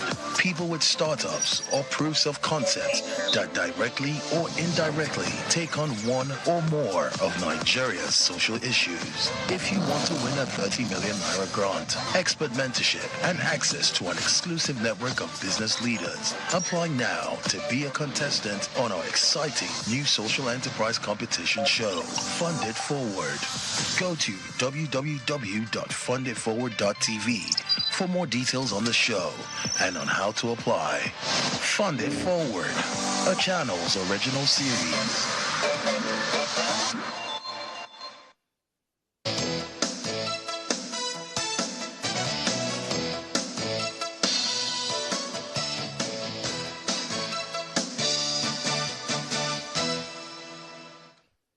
Thank you so much for staying with us. You know, it was just yesterday as well, or thereabout, that we received this news, you know, from the Minister of Information and National Orientation that well, there is a lot of work to do in that department as well, in that department of our lives as a nation, and it is something most certainly concerning that we need value reorientation, and that's part of our conversation this morning with Dr. Awuson, who is Dr. Olusoye Awuson, who was in government, Special Assistant on Public Relations to former President Goodluck Jonathan. Thank you so much for joining us this morning. It's my pleasure, my brother, my sister. You know, from time to time, I have been labeled by my colleagues, including her, that I'm always referencing the Constitution. I'm always referencing the duties of the citizen that is in the Constitution. I think it's, you know, chapter 24 thereabout, or section 24 of the Constitution. And a lot of it, in fact, 23, I think, also talks about the national values of self-discipline, ethics, discipline, and all those things. So it then begs the question where we are when it seems like all of those just go without really getting attention. When the minister, for instance, mentioned the need for value reorientation, what do you think he has in mind? Well, you know, John Locke said men and women come together in civil society to seek right to life, liberty, and property. The society is an assemblage of agreements of people at every layer. That's why it's a society. And the essence of it is that they come to seek all those things that person. And you will find out that it's only in the animal kingdom that you can say, maybe, okay, let's not leave them to go. There must be rules and regulations and all this that will guide us. But one of the fundamental structure of any society that we thrive is public morality. Moderating any particular political system is the dynamics and the character of public morality. It is this that determines the emergence of institutions and moderates the modus operandi of such institutions. If you have such bankrupt public morality, you already can guess how your institutions will function. Policies everywhere, there are policies, good policies here and there. You know, the way maybe to put it is that, look at the parable of the sower. All the seeds are the same, but what is the difference? The soil. That soil is the fundamental, that is the public morality. If we are going to go that way, there are 4 segments on that soil. one piece of land, 4 different soil types. Only 1 of 4 was good soil in that parable. Is that the same thing in Nigeria? That is that defines what public morality, I mean, in a layman language, that defines what public morality is and how important is public morality. Because you ask me ethics and values and all this, I mean, I just sum them up in public morality so that you can save my time. Okay. That defines the importance. So if you say you are a brilliant engineer, if you are a brilliant bricklayer, if you say you are a brilliant broadcaster, what moderates your action? What moderates your action? I dare say that I have never read of any country all over the world that has risen to its utmost best without having sound public morality. You will remember public discussion about Norway in those days, that people will begin to wonder, why is it that there is no crime in Norway? That was why the shooting that happened many years ago took the world by surprise. Because in Norway, the degree of social trust there is very high. What do I mean by social trust? It is that thing, that prompting, that makes you believe in your system. You get the point. And it responds. The response is diverse. It could respond through provision. You get to your house, you put it on, the light is working. You get to your tap, this thing is working. You get to your police station, you are treated like human beings. You get the point. You get to the custom, you want to clear this thing, it works. No, it will naturally prompt you to believe in the system. Okay. Now, the challenge for me here is maybe to marry this with our recruitment process for leadership in the country. I often say this, that government work, they come in 3 layers at least. One is employment, the civil servants. The other is appointment. The other is by election. Now, there are terminal times for those who are appointed or elected. But those who are employed, they have a longer tenure to stay in office. Where do you think we have the most problem? Well, for me, the way I like to put it is that I have worked in civil service before. And I know, I remember when I joined, look, the greatest school I've ever attended live is the civil service. Because I learned a lot from the civil service. Up to today, most of the things I'm doing for myself, the moderating factor is that experience that I had. And I work in a particular place. I work in the High Court. And as a young boy with A-level, I was put in the open court as a clerk. You get the point? And I work with the judges. The judge that was supervised, I was in advocacy. The judge that was supervising us, there was Mr. Justice Piper. I knew with Mr. Justice Piper one single friend. And not everybody, members of staff, has affected access to it. That is how sanctity of that duty and of the performance. There is nowhere you look at in this country and you say, except this place. There is none. Is it the media? Is it in our hospitals? Those who go on strike every day? Well, is it in all these places, they are not just, those are not public offices. The media, for instance, there is public, private practice. Whether public or private, yes. What moderates those institutions is the character and the content of public morality. I'm glad that you worked at, the very top before. So this deficit in morality in the public, do you think that it flows from the top, as they say, the lack of heroism causes the people not to have any sense of loyalty in the first place? Yeah, I think if you trace the history of Nigeria, I think it started with the military. That's my own understanding. Other people can understand it in another. That is my own understanding and my own research findings. It started with the military. Once upon a time, when you are traveling from my village, from my town, Leisure, you get to places you want to buy something, they will have put the price there. All you need to do is to pay the appropriate and just go your way. You don't know the seller. The seller does not know the buyer. And that system was going on. So it came at a time when our democracy, maybe they have challenge. The military are not so, they have training leadership, but not the type of leadership that will require them to sustain our democracy, that our democracy will have evolved. Look, every system to evolve. Once upon a time, the Parliament of Great Britain cannot sit past 12 noon. Because by the time they go, the parliamentarians go, some of them are already drunk. And it took, men are said to be ultimate makers of history. But history itself has shown that every epoch-making event in life is due to selflessness of very people. It took some people, some people later called Puritans, to intervene and begin to flow ideas that begin to permeate the fabric of their society. Look, historians may not say that is what led to part of what led to the first industrial revolution. And if you go and Google it, you will see the church and industrial revolution. Let's bring it back home. Okay. You said it started from the military. It continued in the civilian democracy, right? Yes. Didn't it? Or are you absolving the civilian democracy? No, I'm not absolving it. The question seems to be asking for how did we get here? Yeah. Yes. I said we got here through the military. But we've been here for 24 years.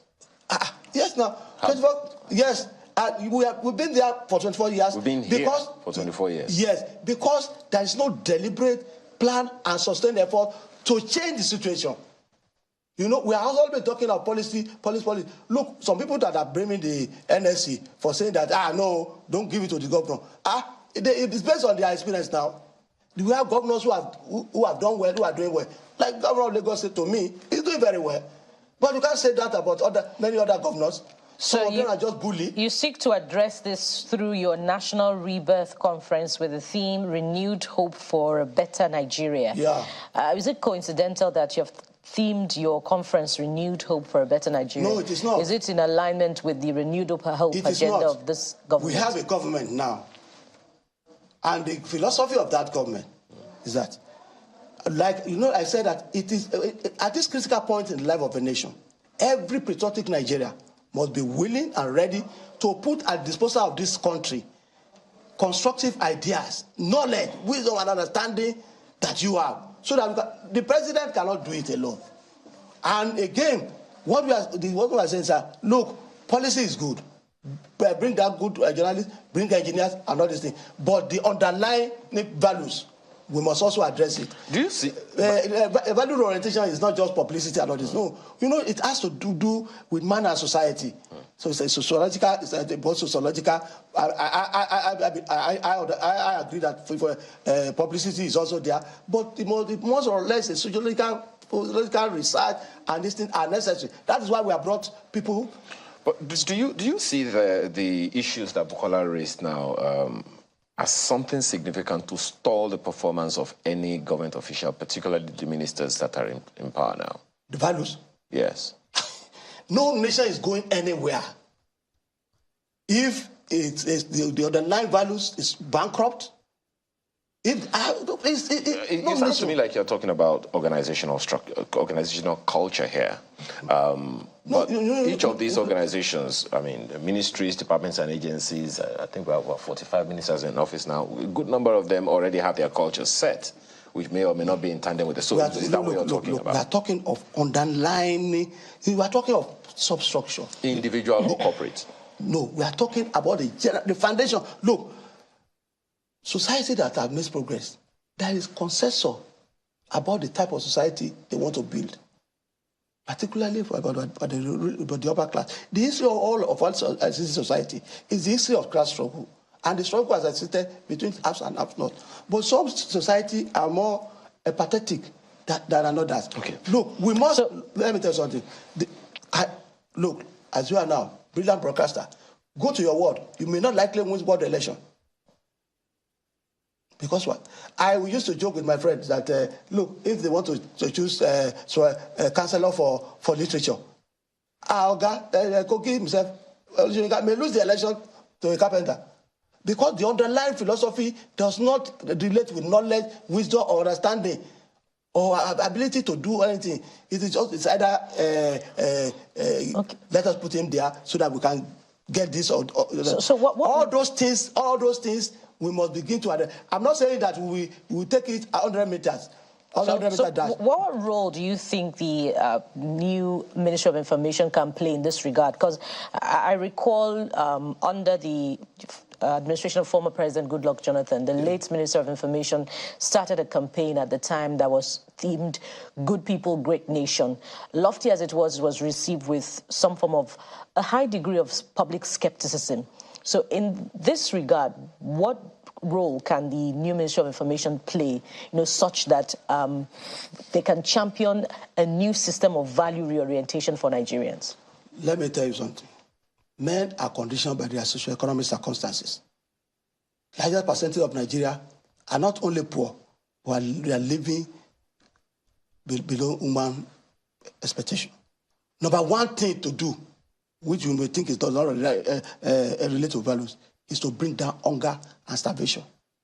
We must have concrete plan in the immediate, very, very fast. That is the first thing, to bring down hunger, poverty, all these things. When you bring it down, the ears will open. Look, when the Lord Jesus Christ was preaching at the wilderness, he didn't just abandon them. What did he do? There was no food. He provided. Are you getting me? Look, where I come from, they will say, that there is no the accommodation for any other issue when the issue of hunger has not been resolved. Look, don't let us deceive ourselves. I have seen, I was not just government. I was in about people tried, not that they didn't try, they didn't make effort. But the fundamentals were abandoned. We must get back to this. Number one thing is that, look, we must find a way where we make general intervention. Somebody was telling me that some people who want to come from Alagbole in Lagos, Abeokuta, they will leave their house by four something that to get to beggar, to get, because of what is happening. So we need to make critical intervention. But one thing is this. Why we are doing this is that we believe in the man that is at the helm of affairs, but he cannot do it alone.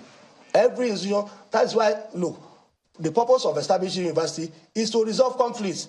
You get it? This is time for all our institutions. Yeah. If you can do this in 30 seconds, Doctor, there is a large deficit of trust with governance. In 30 seconds, how do you think we can take a first step on that? Look, like I just said, men are conditioned. Look.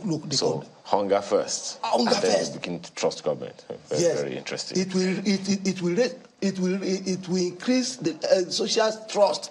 Without social trust, there is nowhere we are going. Okay, well, it's an interesting conversation, and most certainly something that has to be sustained. We have to thank you very much this morning for being a part of our conversation. Dr. Olusonya Awoson is Special Assistant on Public Relations to former President Goodluck Jonathan. And you also said you served with Chief Obasanjo. How that went, it's a conversation for another day altogether.